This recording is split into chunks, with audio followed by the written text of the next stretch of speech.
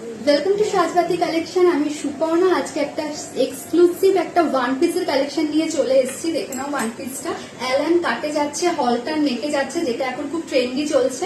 খুব সুন্দর দেখতে একটা সেট। আর এটা কিন্তু 3/4 স্লিভস ভেতরে দেওয়া আছে। যারা স্লিভলেস পরতে পছন্দ করো না তারা 3/4 স্লিভস লাগিয়ে নেবে। ভীষণই সুন্দর দেখতে একটা সেট। নেভি ব্লু কালারে যাচ্ছে, এটা ভীষণ সুন্দর লাগবে পরলে ওয়ান পিসটা।